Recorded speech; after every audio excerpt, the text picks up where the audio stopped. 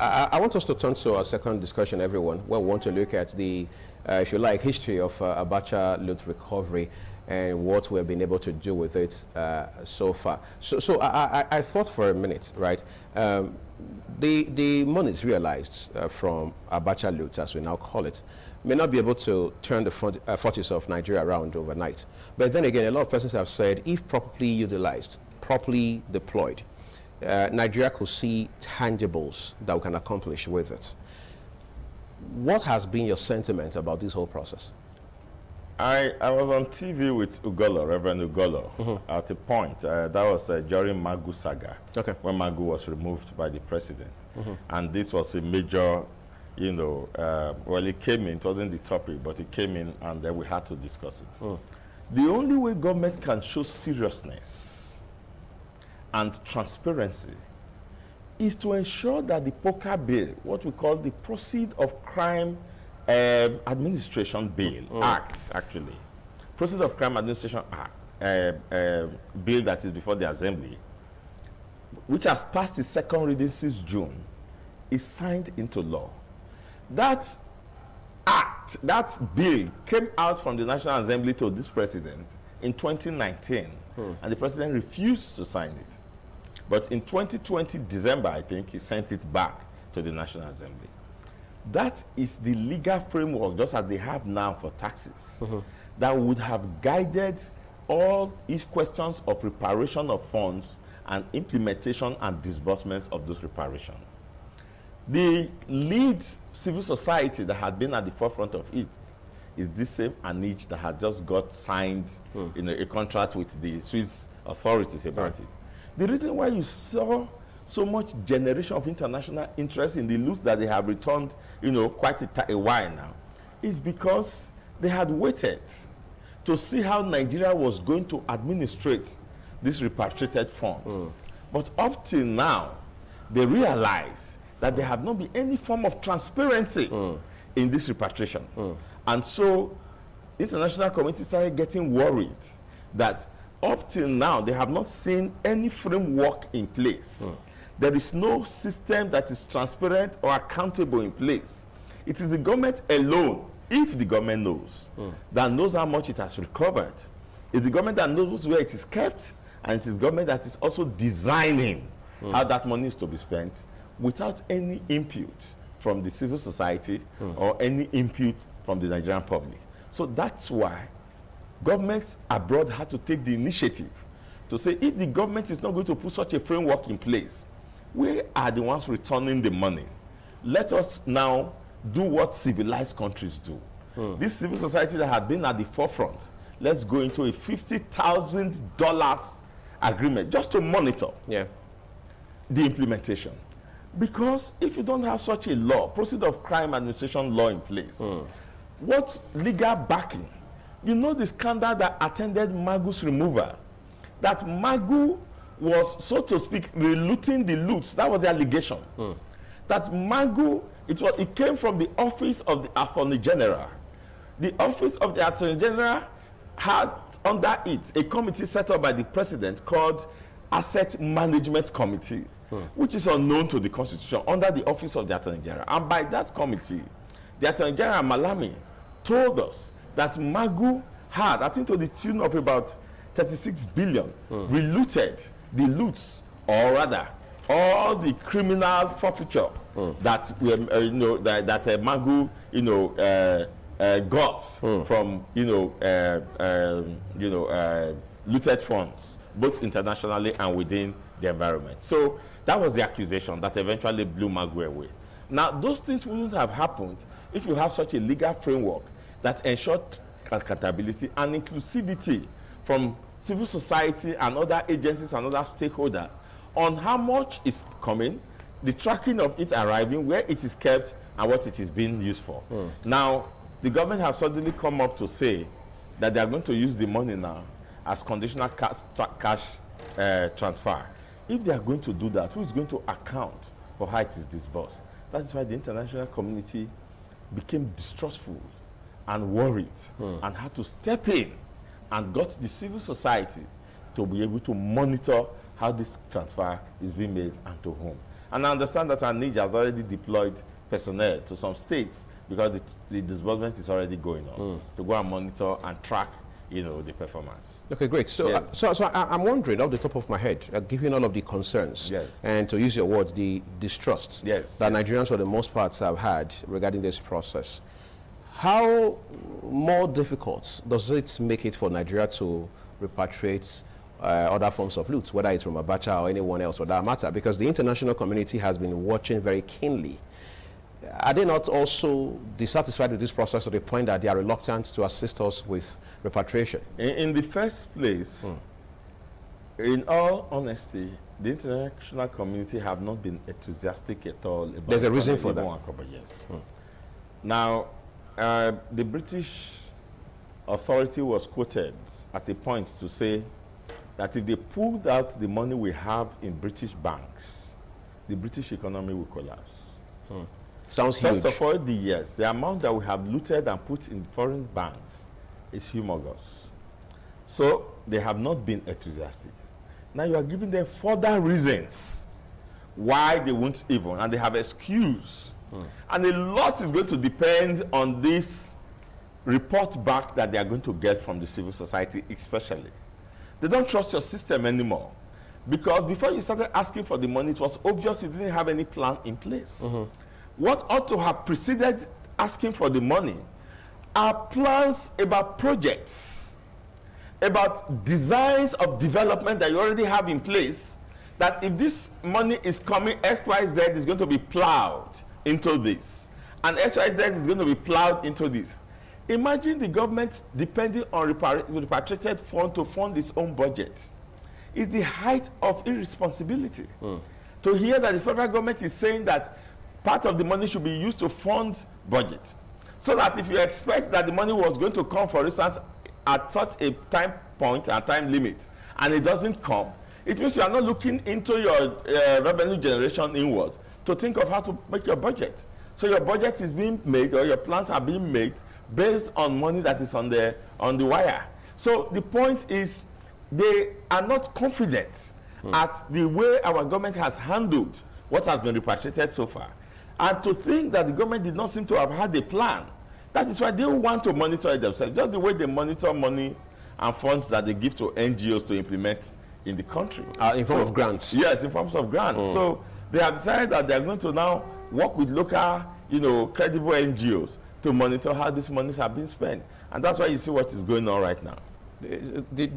How do we situate the argument that the international community in itself, whether you're looking at it from the US perspective, the UK, Canada, Australia, Germany, Switzerland, all of these countries, they've not shown example that they are subtly aiding and abetting loot and all of these abuse of office and outright thefts of public funds from Nigeria to these other countries. We've heard about cases where a Nigerian will pay 3.8 million pounds, straight up one installment for a house in England, when it will take even some persons at number 10 Downing Street 25, 30 years to make that payment, because you have to stretch it on the mortgage and so on and so forth. Yet one would have thought that there would be this speed of repatriation. The point I'm trying to make with all this is, are there international laws? Are there instruments, for example, at the international level, that can aid the process of enforcing, or if you like, speeding up the process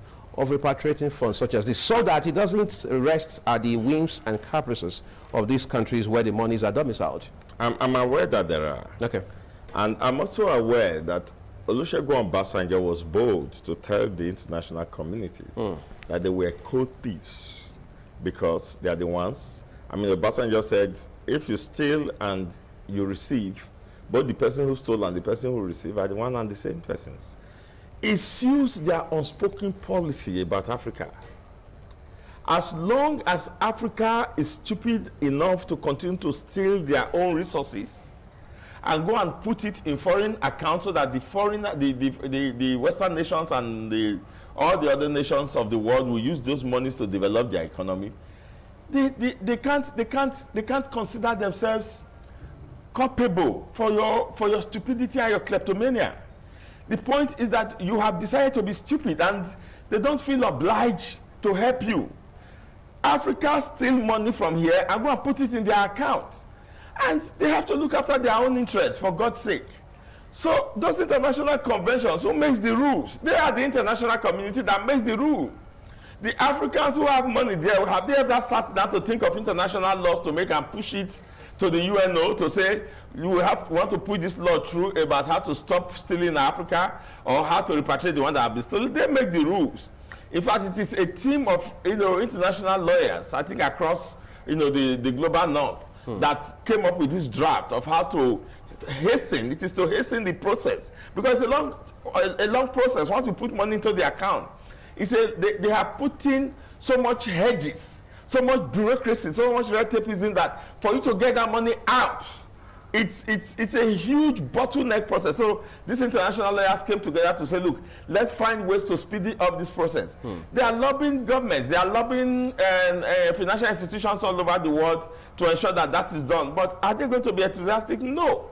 The money is helping the economy, and it's impoverishing us here, and we have to depend on them.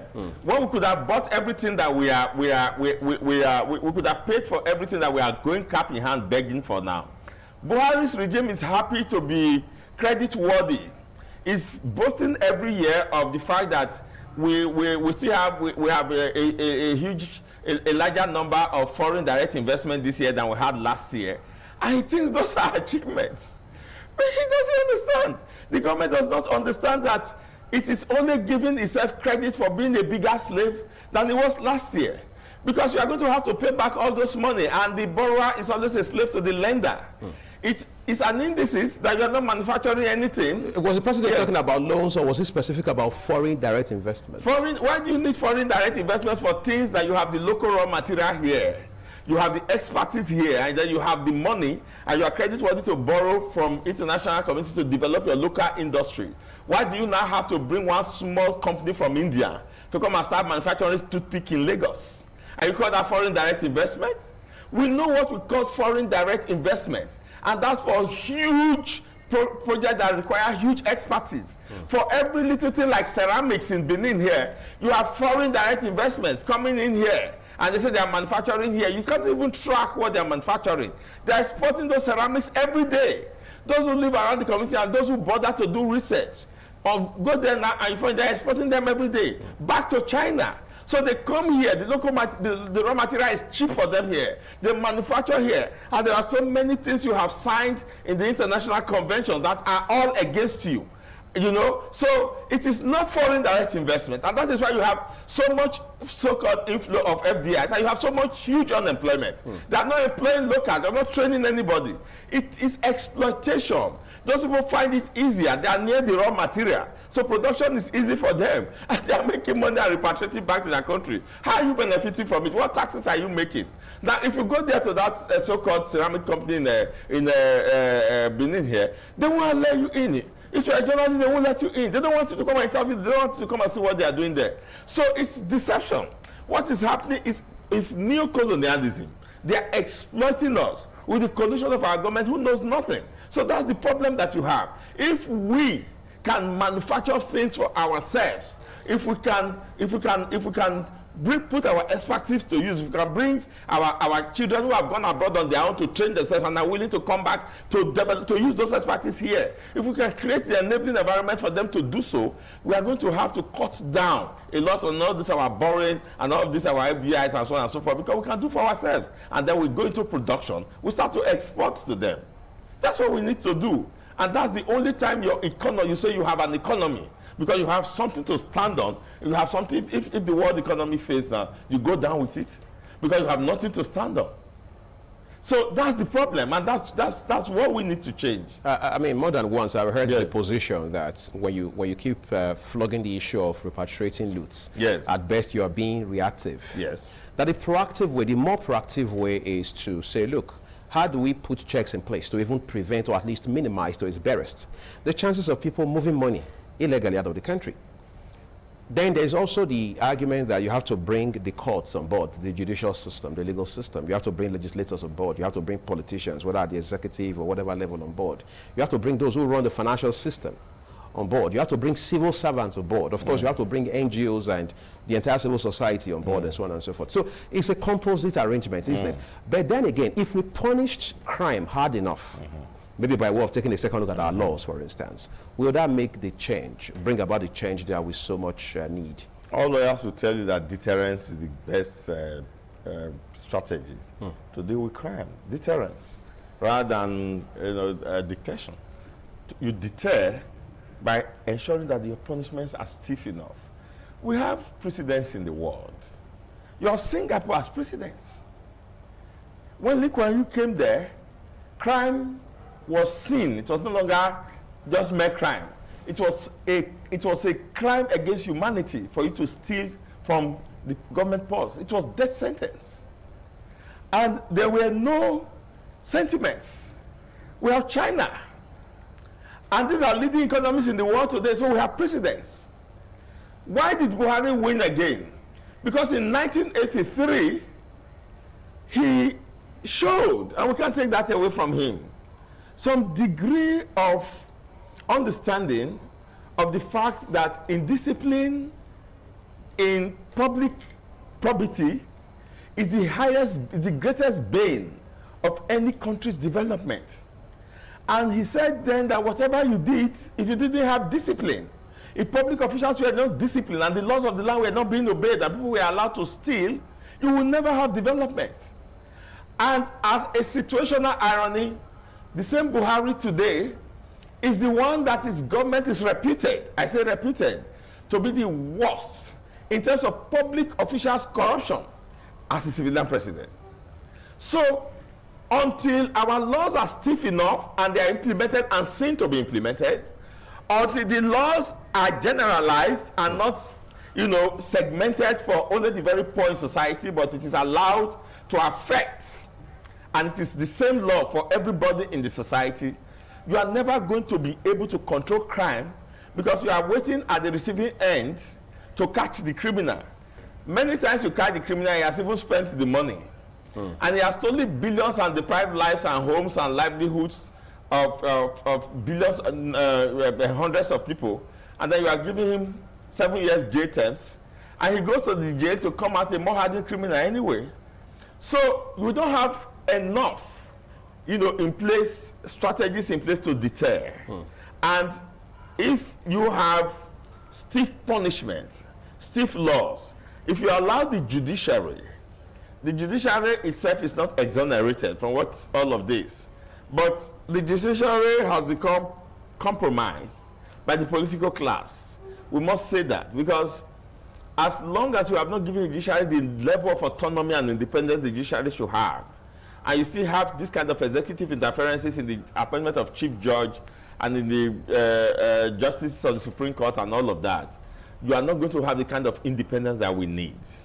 Now, if you don't allow that, you are not going to have the kind of deterrence that we need, because policemen will tell you that many times they catch some high-profile criminals, and even before you go through taking their statement, you are getting calls from every quarter telling you that, you are asked to release that young man, that what you have is a mistaken identity.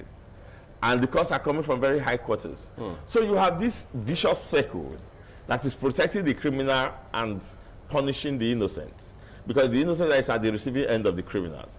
So until you have such stiff deterrence, and you also have ways of preventing crime before they ever happen, and that's by strengthening our laws and strengthening our institutions, because it's only laws and institutions that that prevent crime, because institutions will not allow an individual to be able to move away public funds, because at every point of check, the institution has been so well trained and has been acculturated to ask questions and then to report when they sense that Omar Udiko was to be brought to this country. It was his private secretary.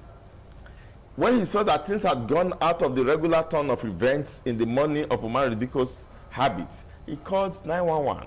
And that's how they were intercepted at the airport. You won't have that kind of case here because the police phone won't ring in the first place. So they would have taken Umar Udiko out of Nigeria before you ever drive to the police station and then answer 30 minutes of police questions, and the police still won't go back with you anyway.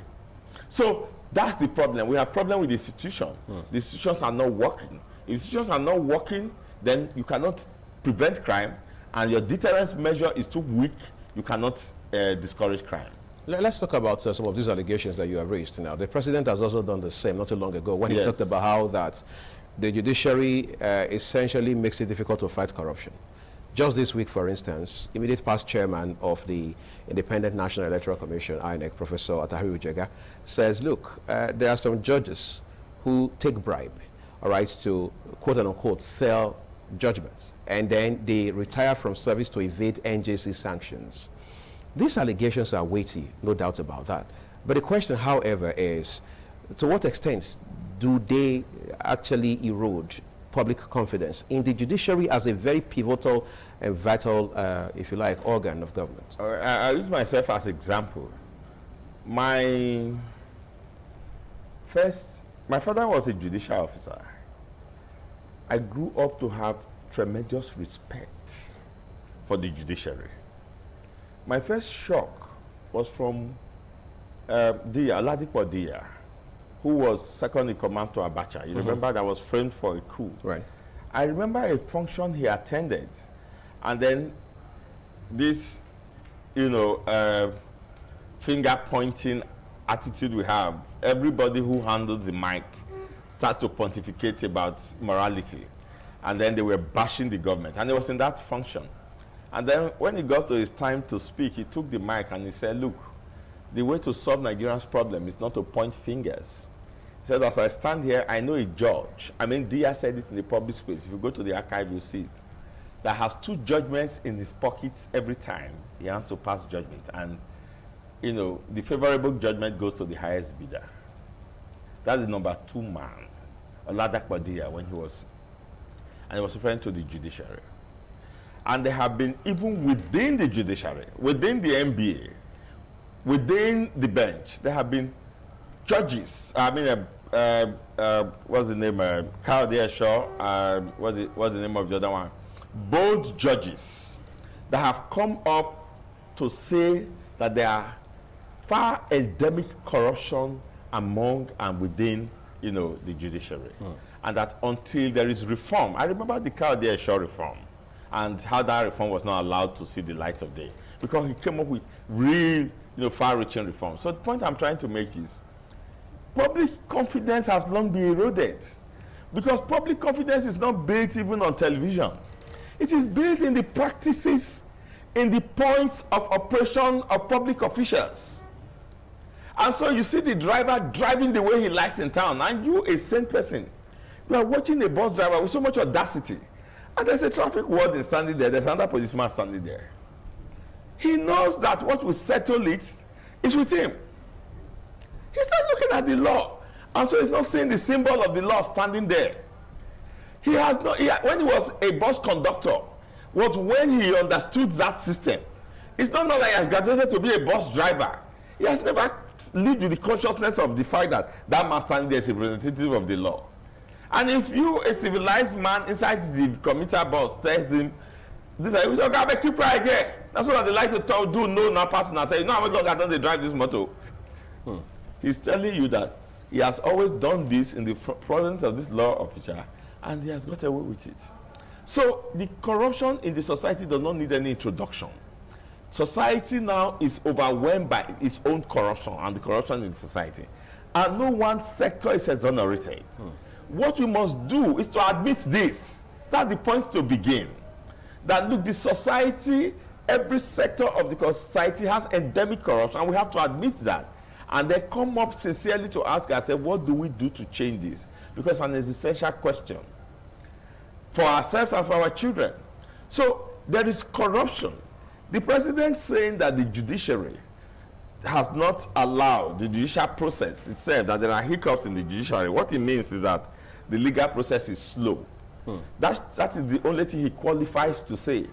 Because the known serial abuser of court judgments and rule of law is the president himself. The president of the Federal Republic of Nigeria has not obeyed one court order. For instance, the process of crime bill that we have spoken about, there was a court order from a Lagos judge that the government should make public. It should be transparent and make public how much it has recovered from the ABACHA loot. The judgment is subsisting today. The government has not obeyed it. The government hasn't obeyed it today. That's why the international community are getting interested. It hasn't challenged it either. It hasn't challenged it either. So there's judicial there, and there are so many pronouncements like that, which the government itself has flouted. If you are not obeying the judges, why do you want the judges to make further pronouncements? As we end the program now, I just in 2 minutes, let's talk about how much more cooperation the government of Nigeria can initiate with partners across the world, with countries, governments across the world, for example, to ensure that we are able to cut very minimally this issue, incidences of money to be moved out of this country illegally. Now, I can assure you that when it comes to brass tacks, the countries in the world are unwilling to do so. Everybody in the world is coping with, especially with this COVID-19 thing now, everybody is coping with recession. It is just superior managerial abilities they are using to manage their economy so that it doesn't run out of their hand, get out of their hand like the way ours have gotten out of our hands. Who's going to cooperate with you to do that? They are not going to be very willing.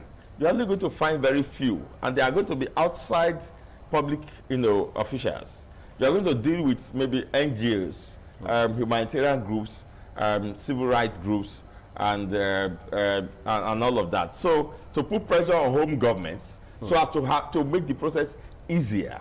You're never going to have it for the asking. So the point is that the government itself must find ways to untwist the international community wherever your money is. And the only way you can do that is to be able to call their bluffs. How are you going to call their bluffs when you depend on them for everything? You have nothing to call bluffs with. And that's why we talk about homegrown economy. Indigenous economy. If you have homegrown economy, you have a base. And with that base, you negotiate with the international community. Your army is porous. You depend on them. Look, let me tell you, when I was a journalist, I went to Defense Industrial Corporation Kaduna to interview the Director General. There was a Benin man, I've forgotten his name now. I tell you, the Nigerian Army has the capacity to produce some of the best sophisticated weapons if government will pay attention to funding DICON. It's Defense Industrial Corporation of Nigeria. They have the capacity. We couldn't believe what we saw. We saw a man in Kaduna, an Igbo man, who was teaching the Nigerian Air Force simulation flights in dark rooms. We have people in this country that can build this country. The magazine's name, I'm sorry, I have to say, is Development Monitor. So we are concerned with outside public sector development. I was the sub-editor, and we were fishing for information about developmental activities going on in Nigeria. We wanted to tell a different narrative. But we realized that the government itself was the most reluctant to even be interested in such things. Because you have people there who are just interested in this rentier system of getting the money from NNPC and sharing it among themselves. They are not development conscious. They suffer from hangover inferiority complex. They think that Nigeria cannot stand and survive on its own by its resources. They mount it when they say they don't believe in it. They don't believe in Nigeria. They don't believe in development. So I can assure you that as long as the country is beggarly and you have to depend on the international community for everything, you can't call any bluff. And that's the problem that we have in Nigeria. So we don't have any developmental pattern and any developmental strategy in place. That's the problem we have. We are floundering. That's our problem. Sad as it sounds, but I'm sure we've been able to find some highlights from these two discussions that we have had today. Christopher Ojekere, policy analyst, thank you for coming thank you so on the program. We appreciate it. That's what we're leaving it with 60 Minutes Nigeria for this week. I'm Uya Agumofwegbe. Thank you everyone for watching. Our coverage on ITV continues.